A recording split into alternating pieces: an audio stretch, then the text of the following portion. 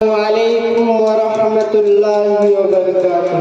الحمد للہ رب العالمین والصلاة والسلام علی رسول الکریم، اما بعد فاعوذ باللہ من الشیطان الرجیم، بسم اللہ الرحمن الرحیم۔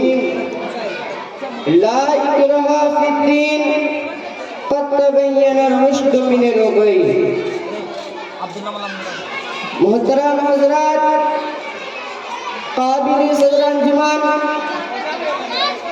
اور حکم صاحبان علماء کرام اور حاضرین مجلس، آج کی اس سالانہ انجمن میں میری تقریر کا عنوان ہے اسلام کیسے پھیلا۔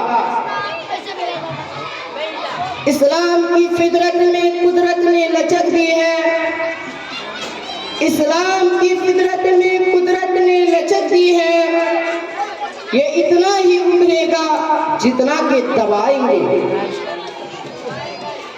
آج اسلام دشمن طاقتوں کی طرف سے اعتراض بڑے زور و شور کے ساتھ اٹھایا جا رہا ہے کہ اسلام اپنی بلند تعلیمات نہیں، اپنی طاقت کے بل بوتے پر دنیا میں پھیلا ہے۔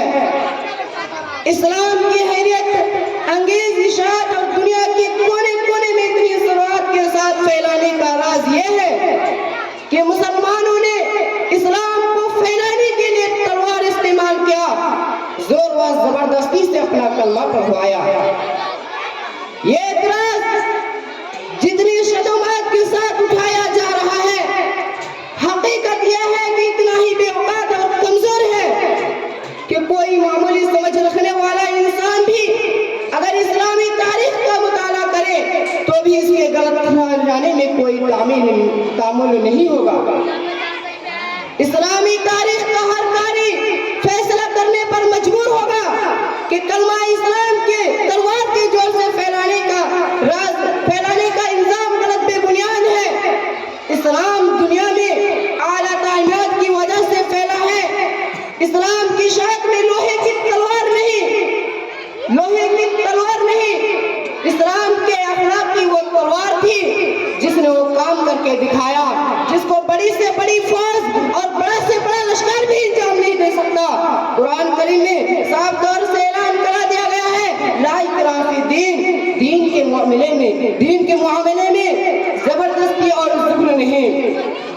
قرآن نے یہ بھی واضح طور پر کہہ دیا ہے، جس کا جی چاہے ایمان کی دولت سے مالا مال ہو، جس کا جی چاہے کفر و شرک کے تاریکیوں میں بھٹکتا پھرے، اسلام کسی کے اوپر ظلم و اکراه کر کے اپنا حق کلمہ پڑھوانے کے حق میں نہیں ہے۔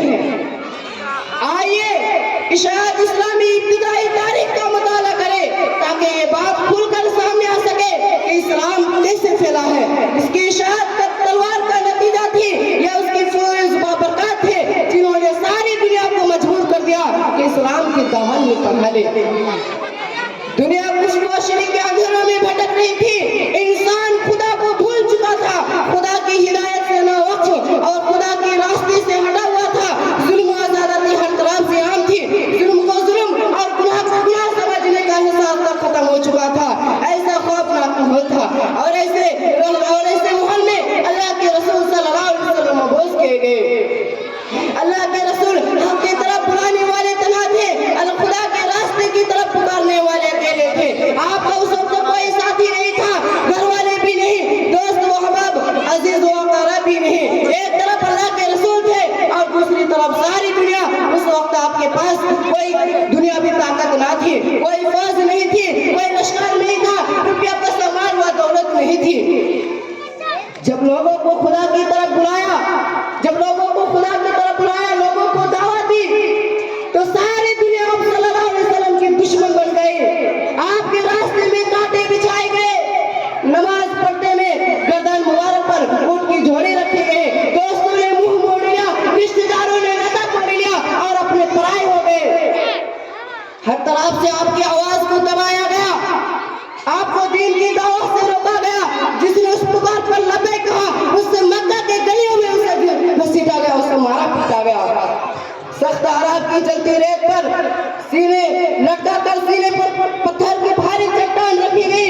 उन सारी कोशिशों के बावजूद भी जब रसूलुल्लाह सल्लल्लाहु अलैहि वसल्लम को दीन की दावत से बाज न रख सके, रसूलुल्लाह सल्लल्लाहु अलैहि वसल्लम को साथियों को शिरक करने पर मजबूर न कर सके, तो उन्होंने घर से बेघर कर दिया, उन्होंने मदीना जाने पर मजबूर कर दिया। ऐ अल्लाह के रसूल दामन कर दिया, ऐ अल्लाह के रसूल ये सारी तकलीफें दामन में है।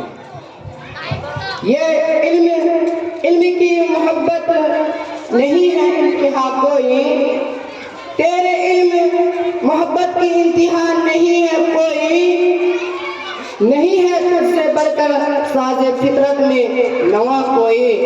मैं ही से अपनी मौजू को खत्म करता हूँ। आखिर में दुआ है कि अल्लाह रब्बुल आलमीन हम सबों को, हम लोगों को इस्लाम फैलाने की तौफीक अता फरमाए। आमीन। व आखिर दवाना अल्हम्दुलिल्लाहि रब्बिल आलमीन। अस्सलामु अलैकुम व रहमतुल्लाहि व बरकातुहू।